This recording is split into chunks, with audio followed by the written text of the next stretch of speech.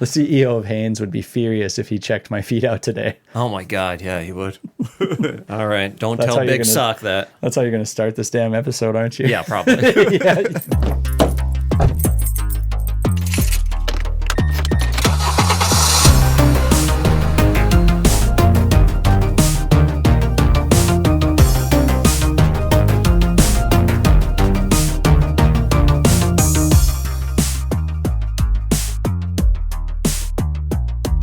Hey, I'm Matt Foster.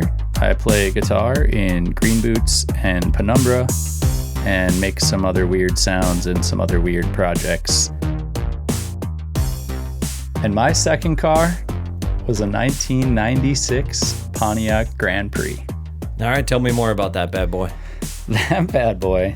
Let's see, it was the two-door with the weird door handles, like a lever up top. Oh yeah, kind of yeah. by the window. On that T-bar. I remember had that. Yeah, that being a problem a few times. Probably way too dark of tint on the windows. I think that was an issue once or twice. Got stopped for that. Purchased Yeah, it that was way. a problem back then. Yeah. And for some reason, it's not now. I don't know. Less. Because I see more cars have the tint, but Yeah. nobody's getting pulled over anymore. There's maybe either a rule change or cops are less bored. I don't know. I mean well by that, but yeah, I don't know what that means. Yeah. I don't know if that's a thing as much as it was years ago. Get on your Pontiac and drive. Did you ever dream of driving in a Grand Prix? The sound of a 215 horsepower, 24-valve engine roaring to life. The hold of the four-wheel independent suspension yearning for the next turn. The sense of control from a cockpit designed for driving. Then you know why the Pontiac Grand Prix is named Grand Prix. We are driving excitement. Pontiac. Result. I don't exactly remember the year I got it. I know it was bought out of necessity. I think we talked about it the first time I was on. We probably did. My previous car just went kaput. They had like a push-puller drag sail, and it basically exploded on the parking lot as I made it to the parking lot of the dealership, and just got credit for that bad boy and just needed a new car being at the age I was. It was what I found that was affordable. But it was sick. It was like a kind of a purple, like a cross, like a deep purple with black tint, and it looked a little sporty, and it was my jam at the time. It got me around, and I believe it was a V6, and traveled a lot of concerts in that thing locally and abroad, and not overseas obviously, but to Fargo. Probably a couple runs to Minneapolis, and I don't think I did any stunts. Last time I told you about a pretty wild stunt I did in my first car, and this one I think I somehow matured up a little bit and wised up to some more safety. Right, you're like, I don't want to fuck up this car. Exactly, yeah. But I did throw like subs in the back of that. That was like the first car that I kind of had a cool aftermarket stereo and drove people nuts with, like my folks especially, with the subs pumping, and so that was the second car, and a lot of fun. I think probably was pulled over more than 5 or 6 times in that thing. I think my first speeding ticket was probably in that, and probably 1 or 2 other infractions, I believe. Maybe not pulled over, parking, headlights, innocent type of things like that. But when's the last time you were pulled over? That's so crazy. I hadn't been pulled over in, I bet, 15 years. Yeah. And I got pulled over 2 weeks ago, and it was crazy. I was just kind of forgot that is a thing. I mean, obviously, when you're driving, you get pulled over for speeding and things like that. But I was just like, whoa, I'm nervous. What do I do? Do I have all my papers? Do I have? So yeah, that was, I had my headlights apparently weren't on, which usually they just automatically turn on. So I took that for granted, and I was on a really well. God damn it. I'm sorry. You're good. You're good. I was just on a really well lit road, and drove probably only 2 blocks and just didn't notice my headlights were not on. And so got pulled over that quick within 2 blocks of actually just leaving band rehearsal. So it was just, turned 1 corner, went past 1 red light, got stopped, and thankfully it was just a warning. But yeah, that was pretty recent, like a couple weeks ago, like I said. So it's been a while for me.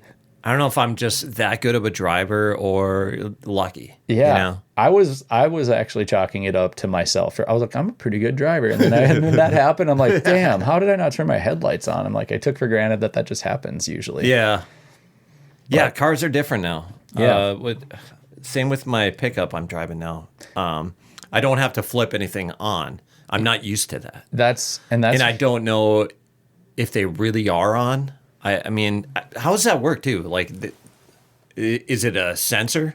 Yeah, That they'll be on at night, but not during the day? I would think so. Like, I took that for granted too. I'm driving a newer truck that is probably for a few months now, or almost a year, and I'm still finding little quirks like that out when I would take off, like on trips or something, especially where it's like, I don't need this, day to day, but all of a sudden, oh, I didn't know it did this. And yeah, the headlights for one thing, where I guess I usually just have it on in automatic mode and the sensor detects when it's daylight out. Or so I don't know if that night I got pulled over, if the road lights were just that bright that the headlights didn't turn on, or what the case was. But either way, they weren't on. So Right. You're my first guest to be on again. Well, I mean, technically, I guess Tony was back on. Okay. He was one of my very early guests, and then he was back on to interview me. Oh, cool. And now you're back on because you had something to promote here, and you're like, hey, can we fucking do this real quick? Yeah. Burn and churn. Yeah. The quick turn is awesome. I know I love listening to this, by the way. So I know a lot of other friends that listen regularly. So it was cool of you to let me sneak in here and talk about You Name It Fest. It's the third annual. We've held it at the record store in Bismarck, Rhythm Records. On Record Store Day, there's a couple of record store days throughout the year. I wanted to ask that too. Yeah, we found that out. I mean, I didn't know that. Gus knew that, of course, owning a record store. He was well aware, but I didn't know there were like 3 record store days or maybe 4 per year. Okay. So this is sort of the first record store day of the new year. In April, there's always a record store day. So when are the other ones? And is there a date that more people release records than other dates? I don't know specific. I know one of the other ones is on Black Friday. Okay. One of the other, that's always record store day. I believe the formula for the April one is the 3rd Saturday of April is sort of the spring record store day national release day. But I don't actually know those other ones, if there's a formula to them, if they're just sort of like if there's a summer or a winter, or I'm sure it's easily searchable. I could look right now, but off the top of my head, I don't know. Yeah, we don't have the time for that. Yeah, no. But yeah, I know Black Friday is the other one, and there is a lot of times. I think rumor has it there's one coming back this year for that as well. The Sweethearts Fest may come back on that date as well, but I won't confirm that. Maybe I shouldn't even say that. So Too late. Yep, too late. But we'll just rumor it around and make it happen that way. So, but yeah, You Name It Fest is always for 3 years has been on Record Store Day. So that date itself fluctuates just based on their formula for Record Store Day being on a Saturday. But You Name It Fest. You Name It Fest. Can we let's go back a little bit. Yeah. 2 years ago. Sure. Who started this? Who named it? You Name It Fest. Like, it sounds like we don't have a name for this festival. So just whatever, you name it. Almost. I am uncomfortable to say that I guess I kind of started this thing. Live music at Rhythm Records is just a regular occurrence at this point that maybe we take for granted sometimes. Yeah. But I had talked to Gus just about, wouldn't it be cool if we did something crazy here? Like try to use some of the other buildings as stages or the other business rooms as stages. And do you think they'd be open to that? And so that first year, it was just sort of spitballing ideas. And, we eventually talked to them and to the other businesses downstairs, and they were open to it. And so it started getting legs in a weird way. And then it felt like we should name it. And that's exactly, we just back and forth. I felt like Gus should name it since it's kind of his establishment, and also just being who he is and having such a helping hand to artists. I felt like uncomfortable naming it. It didn't feel like I owned it in that way. And so it was a bit of back and forth between us of like, you name it. And then I think that's just what we decided. It was like, well, that's kind of funny. Right on. Yeah. I do remember going to the first one. having a great time, but not being able to stay that long and being kind of disappointed in myself, not seeing all the acts. And then I went the next year. I was, as a musician, somebody who's played in a bunch of bands, was almost jealous of every single act that played last year because everybody was so good. And not just that, but supportive of each other. You know, like everybody, it was such a different community than I was kind of used to back in my day, you know? Yeah, I feel that too. I mean, I was around with you in those days, and it was definitely a lot more maybe siloed, kind of like the I wouldn't say the scene was split, but I would, you know, right. Bands, everybody's just kind of wanting to make a name for themselves. Yeah, but exactly. At some point, we kind of realize if we promote each other, we promote ourselves in a sense. 100%. That community, that seeing it from the outside was very warming, and I fucking loved it, and I want more of that. Yeah, I mean, I think that is what it's all about, is almost just flipping that script and celebrating the differences we have a little bit. And it, you know, maybe some of these bands might not collaborate very often or ever again. And so it kind of makes that a rare event in itself to see some of these at the same, you know, without in an hour or two of each other is just kind of cool to switch the vibe like that. Yeah. But also just to see, you know, I can tell you from reaching out to every artist on this flyer, the spirit behind that is real.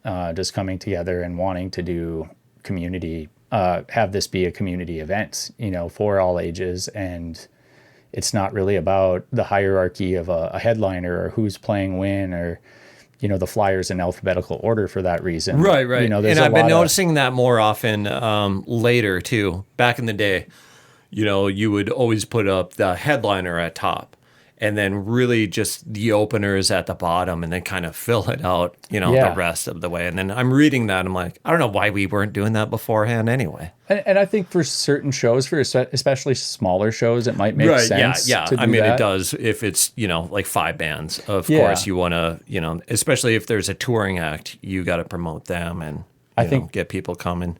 I think the thing that you could say of the level of talent in the community is honestly every single one of the artists on the event is totally absolutely worth $25 for a ticket to go see. Oh yeah. And so to see all of them is an incredible value, and it just it's kind of amazing. $25. That's $25 what it is for all day. How many bands? There's over 33 performances, and we have a couple surprises in store if the weather cooperates as well. So, yeah, maybe even more than that. Yeah. Nice. Yep. We're, I won't speak too long about it just in case it doesn't happen, but we're setting up a little stage sort of outside for some folks that may have been left off. And just want to maybe play a couple songs in a sort of busking fashion. Last year, you had a stage outside, right? Correct, yeah. Okay. Yeah, well... Same spot, I'm thinking? Same. Actually, it'll be a different spot. We're using that stage again. The Las Lunas building will be a stage, and we plan to do outside if the weather cooperates. If not, we'll slide it just in that space indoors. Oh, yeah. And then this sort of busking kind of set we're talking about is going to be kind of between... I guess it would be outside the building on the west side of the building. And so just sort of where people naturally kind of come in between the two doors on Main Street there. Just to have a sort of an open mic set up. There's a couple folks that, cool. Just kind of might want to drop in and either... So I could show up and just do like open dick. 100%. I'm Mike. Maybe not that. Yeah, but it is all ages. So but you could... you know, if you want to come busk and just play a couple tunes for folks standing outside, then we'll have a little setup for that as well. So next Saturday. What's that? This Saturday. Saturday. Yes, as we're recording this. Saturday, April. This coming Saturday. Saturday, April 18th. Yeah, and we'll have the stages are at Rhythm Records, Comic Realms, Cafe Realms, and the former Las Lunas space. We'll have Brandy's awesome art available, and we'll be heat pressing shirts that day as well that people can bring their own garments in. We'll have a few available, super limited amounts of those. But if other folks want to bring in a shirt that they might own or want the artwork printed on, we'll do that for them as well. Yeah. Okay, so t-shirt, a hoodie, whatever type of fabric I could. Yeah, exactly. It's a pretty big design. So my opinion, just from doing some heat press work, would be probably best on a hoodie. But if folks want to throw it on a t-shirt, it'll work on there as well. Yeah. So kind of a cool thing we're trying this year just to help try, kind of show support and show off Brandy's cool artwork. Yeah. Can you talk about that a little bit too? How you got her to do this, how long it took? Yeah. This art is awesome. Yeah, by the the way. artwork is super sick. Brandy is awesome. I've worked with her on a lot of projects. She actually did the flyer last year as well. And I've worked with her in the past on some kind of video production projects that we just needed graphic art design work done. And she's designed all the cans at Laughing Sun. And so, Oh, really? yeah. So Oh, okay. she's just does great work. I think if you've seen those cans and you appreciate art, you're like, wow, these are cool. And so, yeah, that's probably how I, first discovered her artwork was honestly maybe those cans and just got to know her throughout the years. And so this is actually a cool way that we get to work together and she gets to show her support to the music community by kind of donating some of her time and just giving some incredible artwork that draws attention to the festival itself. Just on like our first initial post on Instagram, it had like 13,000 views, just pretty much because the poster is so cool. Damn. Yeah. Yeah. So it's, AI is obviously the easy way. And I totally get a lot of people needing to do that just to get the word out. But it went a long way to show that human made artwork and by an awesome artist can do some cool legwork for you too. I definitely want to shout out, like, this wouldn't have happened without all of the musical, things I've been to in the past, that locally, especially things that you, Lane Hoffer, Alex Thompson, Ryan Hoffert, man, the list, let's see. Keep going. Yeah, take your time. Jasmine and Zach up in Minot. Yes. Just there's Even so, BJ Moore before that in my BJ, Ryan Hoffert in Fargo. Alex Thompson locally has put on some amazing shows. Lane's shows, definitely your shows, caught me at an age that, there's just, I think that's kind of the hope with this, is that there's not a lot going on festival wise locally. Yeah. Playing in music, I was traveling for some shows, for some festivals. We played one in South Dakota. We played Prairie Pothole. Another person, Pizzo, Ryan Netterville, those guys, Lucas Conlon, those guys have put on amazing shows over the years. And so it's cool to be inspired by those, try to bring one local and, just see what happens with that. And I think that's not the right way to say that, but it's just been cool to be a small part in making that happen. But it definitely wouldn't have happened without all those past experiences, to see how that feels to be in the room and have those senses of community and coming together and, seeing the work that it takes. And I've put on shows before this. I've done some shows out at the Post and I've put on small shows over the years and stuff like that. This is certainly a lot more work and bigger, a time-consuming process to go through and reach out to all the people that make it happen. But it's hard to replicate the feelings that you get at like a festival or a small show. And it really is about trying to get those younger kids inspired to pick up an instrument or start a band. And so if those events don't happen, those things won't happen. Mm-hmm. I've had those moments too where those events don't happen and I kind of get worried. We've had some low ends on our music scene where shit isn't really happening. And then you get kind of worried, like, are we going to continue to have live local music? Or is the generation that's younger than us actually going to pick up an instrument and start jamming? Last night I went to Rhythm Records to watch Adam Abrahamson from the Vex. Yeah. His kid plays in a band called Jimmy and the Pickles. Terrible name, but funny name. I'm going to give them shit here. I think they came up with the name as, a substitute at the beginning. They're like, we're just going to call ourselves Jimmy and the Pickles because it sounds funny. And then it stuck. Oh, yeah. And then going there last night, watching them and seeing all the other kids there excited. It was their first show and everybody is just hooting and hollering, beginning and after every song. God, it was so heartwarming that like this shit still exists. I have a sense of pride. I didn't even raise the kid, but just seeing him from like a baby to being a drummer now, playing in a band, doing like what we did, it also made me feel really old. Totally. Yeah. Yeah. A part of me didn't like it, but a part of me loved it.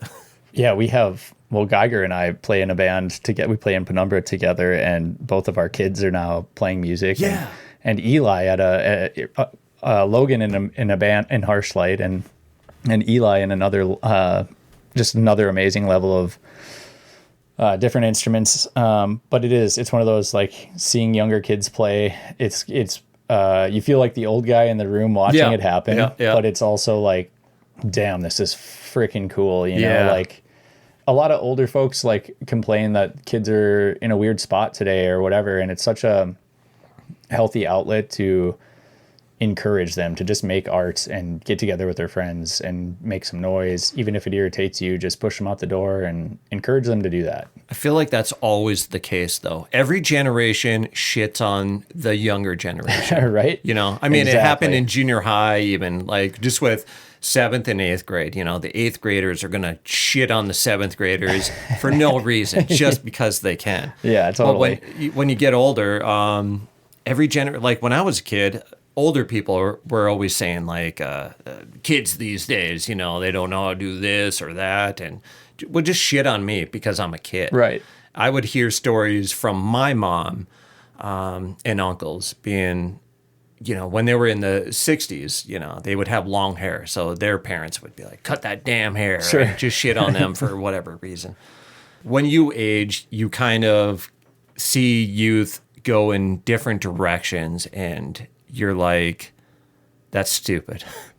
But then you kind of catch yourself being like, I guess I did similar things that were even dumber. Oh, totally. Especially, you know, raising my own kids. It's something I encounter daily where I'm like, well, that's a weird thing. That's like the 6-7 thing or whatever you want to talk about. You know what I mean? But like, there's weird things where I guess we just maybe don't get it. But then I think back to when I was, you know, my youngest age, and I'm like, man, I said weird stuff my parents didn't get all the time, you know, and we just didn't have the internet to amplify it, you know? So I think that's just it. It's that like, has been a big thing the last, absolutely. You know, yeah, we were, especially you and I are like kind of in that sweet spot as like, we didn't have video evidence of all the like things we went out and did or like shows. Or the evidence we did have are on tape and we can delete. Right. It's not on the internet forever. Yeah, exactly. And so I don't know, managing like just that reality at that age and growing up in that world is like, you know,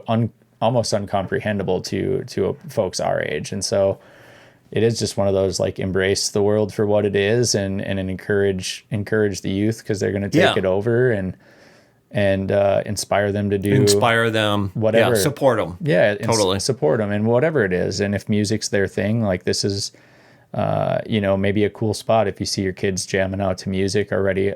This is shove them into a local show. Check out some of the bands happening. Even if you can't make it to this, come to Rhythm Records and check out a show at another night. And it's just such a cool kind of welcoming community. It's been really cool to see the growing number of younger kids at shows. That's been really noticeable in the room is like, wow, there's a lot of first timers here tonight. And yes, I was hearing that last night too. Yeah. And I think that's awesome. So, you know, eventually we don't even know. We might have to outgrow this festival. We might outgrow this space or try to, you know what I mean? We just don't know where it would take us. So I think we just have something cool here. And I love the idea of sharing. where it's at and how it is, you know, in at least 4 or 5 different rooms. Yeah. All going on kind of simultaneously. At least you can watch this band and then go into the next room and watch another band and then, you know, carry on. But yeah, you're kind of right. You might wind up outgrowing it. Yeah, I mean, one of the big things we've run into is the stairs alone. Like we want to be as accessible as possible for folks. And so that is something, you know, that we've talked about is just how can we make this more accessible? And so the Luna space is great for that. It's at street level. And so folks can come right in off the sidewalk and see that stage. But yeah, I mean, and just the rooms are all small. It's the charm of it all, right? Is seeing some of these bands in the room in smaller spaces. It's kind of the charm of it. Smaller spaces and awkward too. Yeah, it's weird. So it's a mixed bag for folks, I'm sure. I think it is what it is, and it's just sort of it's part of the DIY scene, and we're just thankful to have these spaces to be able even to do this in and to entertain the wild idea of taking over their business for a day and letting us do it. So super grateful for that and them taking a chance on it. And I think it's exciting to think that we might possibly someday have to outgrow it or try it in a different way. We talked about if weather wasn't a factor, we would have had a stage at Eagles Park or Custer Park there around the corner from Rhythm Records, about a block and a half or 2 blocks away there. It's just always such a gamble with outdoor and events in North Dakota, especially in this part of April that we're in. So yeah. Anyway, I don't know, that's getting dull maybe. I don't know where you want to go with that. But no. What I do want to promote, though, is deodorant. Yeah. So if you're going to go to the show, please wear deodorant because it does get warm. It gets sweaty. You're around a lot of people, and they don't want to smell your funk. Absolutely. So take a shower the morning of, put on deodorant. Not too much cologne. Do not douse yourself with Axe body spray if that's still a thing. Just smell clean and wear clean clothes and change your underwear and then show up. I approve. I love that. Yeah, that is a great tip. Actually, just daily habit. Daily, yeah. But specifically, if you can, but especially Saturday, at this April 18th, show. Yeah. Yeah. And I guess the only thing I haven't really mentioned is we're going to have some food there. We're going to have food. Okay. Mabel's all-day food truck. And then I just kind of got off the phone with Luigi's ice cream truck is going to swing on by and join the party for a couple hours that day and have some treats for everyone to buy. Hell yeah. And so, yeah, it'll be kind of cool. They're just going to surprise us. We'll hear the ice cream truck music and just go like little kids run to the ice cream truck. So yeah. So that'll be really cool. And then obviously the cafe will have the cafe goods that they have there and coffee. And the comic book store will be also open, I believe, selling comics. I know their following week is free comic book day. So so there'll be kind of cool things to check out. They have Mick Foley coming to town from Mankind from WWE, and so there'll be a lot of cool... That is so dope. Yeah. I saw that guy a few weeks ago in Minneapolis at a Comic-Con. I did not get my photo with him. I kind of regretted it afterwards, so I think I'm going to try meet up with this guy this time. Totally. Yeah, that'll be really cool. They always a lot of fun stuff going on there. So yeah, it'll be kind of cool. I think one of the bands I'm playing in is performing at the at Comic Realm stage, and so I'm kind of stoked to play in that room. It'll just be a cool vibe in there, I think, to play around a bunch of comic books and comic signs. It'll be kind of cool. Have you played in there before? No, I think this is the first time they've had music in there before. Yeah. They've never been, in the 2 previous years, we haven't had a stage in there. So this is a new stage for us to try out. And Leslie, the owner, was pretty cool about, let's try this. Do you know where we're at? Yeah, we're going to rearrange a little bit. So there's like a big back table where I think they set up for gaming and stuff like that. Oh, yeah. Yeah, so we're going to pull that out and have the bands kind of in that back nook, and then they'll play out. That's kind of cool. Yeah. Should be really neat, I think. Totally. Well, shit. I can listen to music and read a comic book at the same time. Absolutely. Oh, my God. Yeah. With a... I'm in nerd heaven. Yeah. What more could you want,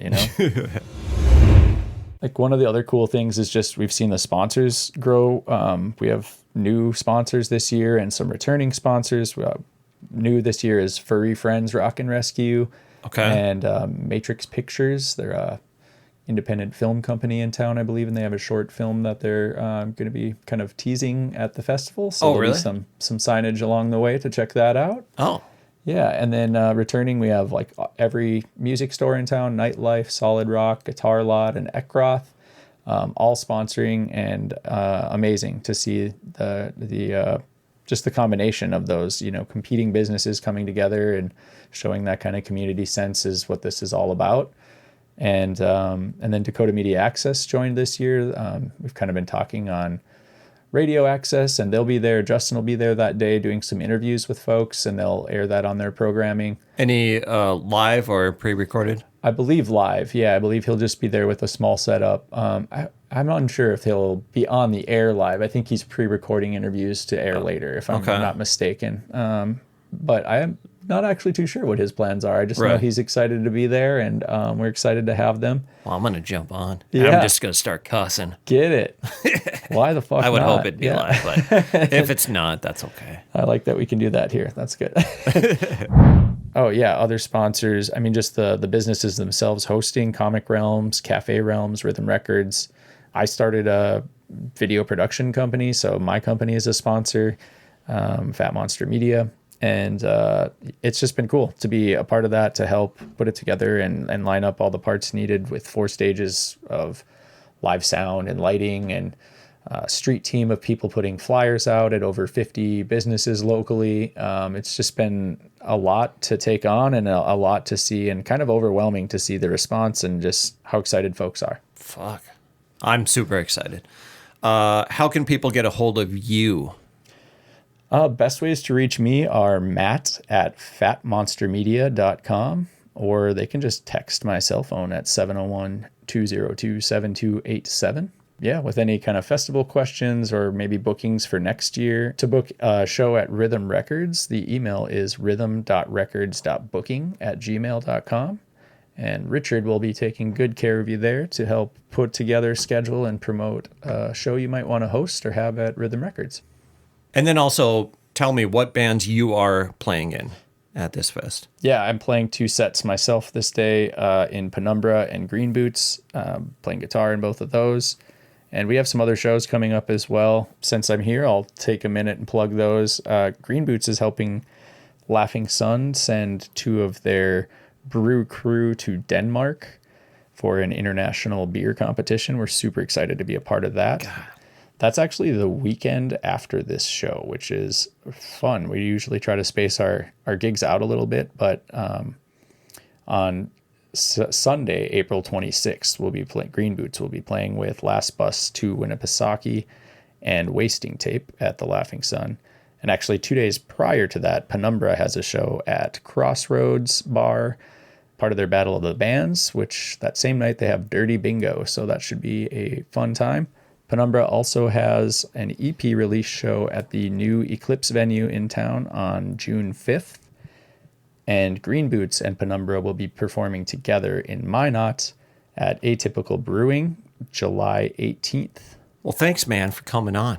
Dude. And sharing this. You're a wild man for having me on twice. And, yeah, I know, right? And throwing a quick edit your way. I really appreciate you doing all that and letting folks know, especially your history of putting on shows, again, is a big part of why this is happening. If you didn't do that, dude, I wouldn't have been inspired to do this. So thanks for continuing to spread the good word. Well, fuck yeah. And I will continue to do so. Before you go, can I ask about this Battle of the Bands thing? Oh, yeah. I went to Dave's band. Okay. Yeah. Artificial AIs? Yes. Yeah. Then I heard it was a Battle of the Bands, but they were the only ones playing that night. And I'm like, wait. Make that make sense. And he's like, well, there's another band playing next week. And I'm like, that still doesn't make any sense. How is it a Battle of the Bands when you're having one band each week for how many weeks? How many bands are you even playing? Who's doing this?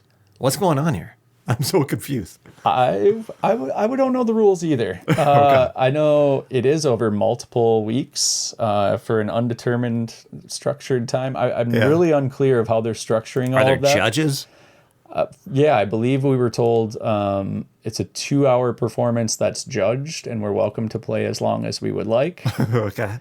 Because they're trying something different, maybe just trying to schedule. I had to rib it a little bit because, it's tough out here. Like Battle of the Bands, a lot of times, they've been single day events kind of thing, and the crowd. I mean, you crowd base judges. off the one performance with everybody at the same time. Yeah, I get that it's kind of tough to do because it really a Battle of the Bands is sort of a festival in itself. You know? Totally. But yeah. Yeah, I mean, we're always just excited to have another stage to play on. I think I have played out there once before at previous owners when it was like the Burnt Creek Club. And And it's a cool stage. I guess they're open till 2 a.m. So if you're like into the bar scene, it's open an hour later. Right. But did you ever feel like you would play a Battle of the Bands in your 40s? Never in my life. Nope. And it's an interesting thing. So why not try it, I guess? Yeah. We saw some friends jump on and we were like, yeah, let's check that out. They've been great to work with. Everyone I've talked to, Kisera, has been especially good to work with, and just, excited to play it. And I know that we're providing our own sound. And so it'll sound kind of close to how cool. our band rehearsal is, which is always awesome. We dial that in and make it pretty intimate. And so it should sound great. Where do you jam at? Do you guys have a space? Man, I've rented the same rehearsal space for 25 years. And it was actually like I found it after a Midtowner show. Like went to a show and then was riding bike after the show and heard music coming out of this space, and we stopped and listened, and it ended up being Omnipotent Belligerence. And just needed to like find, just slowly it ended up happening, but ended up being in my own band and needing a place to rent, and those guys were kind of just moving out. And so through timing, got insanely lucky and have had that spot for ever. We've had so many good nights down there. That's right. Yeah, I did know this. Yeah. Can I come down there sometime? Oh, please. I haven't been down there in, I don't know, maybe 30 years. Yeah, please come down. Definitely, man. Whenever you want. Maybe the weekend after this. Hell yeah. I've been dialing it in like a lot lately. I spent probably 3-4 months like spending on this back room. I kind of foamed it all out. Just how made much it, is that shit? like this stuff? Yeah. I ended up. What is this, like not a foot? Is that a foot? Yeah, they're like 1 by 1. Yeah. It's probably this stuff is like 1 inch. I got some like 1 inch and 2 inch stuff. I ended up getting a lot, and like in the weirdest way. Are you familiar with Ugly Box? I got like big batches of it at Ugly Box. So really? I got it for like nothing. Oh, fuck yeah. And just did the whole room, like floor to ceiling and everything. But yeah, I still have so much of it. It's nice for like camera gear. I'll throw it in cases just so stuff stops like shifting around in my camera boxes. Oh, yeah. Any type of foam I've used beforehand, like bed foam too. Totally. And it may be the one thing I like hoard. Oh, yeah? Like if I see it, I'm like, I'll find a use for that foam. Maybe foam and cables. Yeah. I'm not a hoarder, but those are the two things that I'm like an old dude about. Like I'll find a purpose for that foam. That's funny. Or that cable I can't throw. I've started hoarding small boxes. And when I get Amazon boxes, I'll keep the box and the air puff, whatever. Oh, yeah. Sometimes it's just big air pockets. Sometimes it's the little bubble stuff that you like to pop. Yeah. And because I resell action figures on eBay. Oh, sure. And that kind of, that helps pay for my my buying of all these amazing figures. Setup you have. Yeah. So I kind of hoard some of that shit in my closet, where like little boxes and just. But then you end up shipping off and kind of using it. So you're just saving for future supply. Yeah, absolutely. Totally. Do you ever switch your socks like left to right? Oh, all the time. All the time? I mean, I don't pay attention. Do you mean in a day? Like no, midday, I just pull one off. No, and that'd be switch really feet? weird. I do that all the time too. No, I don't. Just switch socks randomly for no reason. No, like, so do you like keep like this is a left sock and this is a right sock on a pair, or do you switch them out to try to keep it even? I'm only saying this because recently I got rid of a pair of socks that I had 2 holes on both toes at the same time. And I know I've been trying to be cognizant of not putting the one sock on the same foot every time and trying to switch it, Was your left foot run a little more rugged than the right, or? I don't know. Oh, I don't think so. You're just trying to keep a balance and order I'm down trying there? to balance it I got out you. a little bit. I would I say don't want to have to buy new socks all the time. And it's not even all the time. It's once every 10 years maybe. I have a pair of, I don't know what, like a 6-pack of socks that they say they have an L and an R on them. And some days, Oh, really? just to spite order, I'll switch. I'll be like, you're going right today, lefty. You've gotten socks that actually specify this is a left and this is a right? Yeah. On a black sock, they're like, I forget what they're called, but they have like white lettering on the underside. So is it fitted better? I mean, maybe. Yeah, I think a little. It does fit better when you wear them right, but I sometimes just like to, spite the... Right, you just want to fight the chaos. Man. Yeah, exactly. Don't tell me what to do, sock. So yeah, every now and then you got to fight what you're told and, Yeah. question authority. Sock authority. The CEO of Hanes would be furious if he checked my feet out today. Oh my God. Yeah, he would. All right. Don't That's tell how you're Big gonna- Sock that. That's how you're going to start this damn episode, aren't you? Yeah, probably. Yeah. All right. Thanks, man, for coming on. I Dude, love you. I love you. And yeah, fucking have a good show on Saturday. Yeah, thanks for doing this, man. This is so much fun to listen to. I think you've gotten great stories out of people, so keep it up. I love listening. Thank you.